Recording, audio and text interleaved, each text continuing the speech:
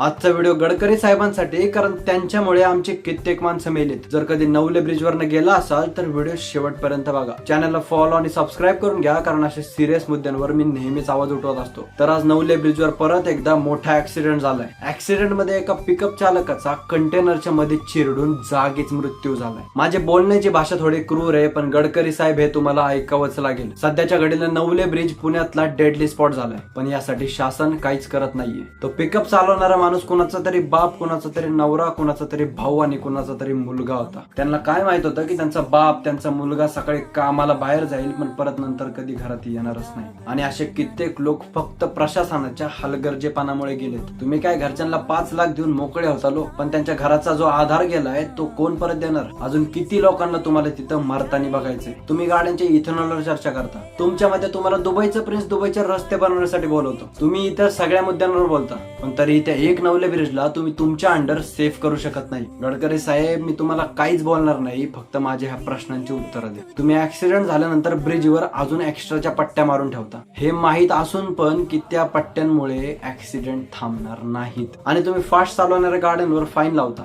हा मान्य आहे मला की फाईन लावणं गरजेचं आहे, पण फक्त फाईन लावून सोडून देणं एवढंच गरजेचं आहे का? माहितीये त्या रोडवर ह्यापेक्षाही भीषण अपघात झाले, तरी देखील तुम्ही त्या रोडवर ऍक्शन का घेत नाही? फक्त तो एक माणूस मरत नाही हो, त्याच्या मरण्याने अख्खी फॅमिली बर्बाद होती. तुम्ही इंटरव्ह्यू मध्ये येऊन काही गप्पा माराल, पण वास्तविकतेमध्ये आमच्यासारख्या माणसांचं आयुष्य धोक्यात येते. ही गोष्ट तुम्हाला कधी समजणार? त्या रोडवर फाईन घेऊन तुम्ही त्याचे पैसे फक्त पट्ट्या मारण्यासाठीच वापरता का? एवढे ऍक्सिडेंट होऊनही तुम्ही एस्केप रॅम्प कसा काय बनवला नाही, मला ह्याचाच प्रश्न पडतो. माझी एवढीच विनंती आहे गडकरी साहेबांना की आमचा माणूस मरतोय, त्याला मरण्यापासून वाचवा. बाकी तुमचे विचार मला कमेंट मध्ये नक्की सांगा आणि हा व्हिडिओ जास्तीत जास्त शेअर करा.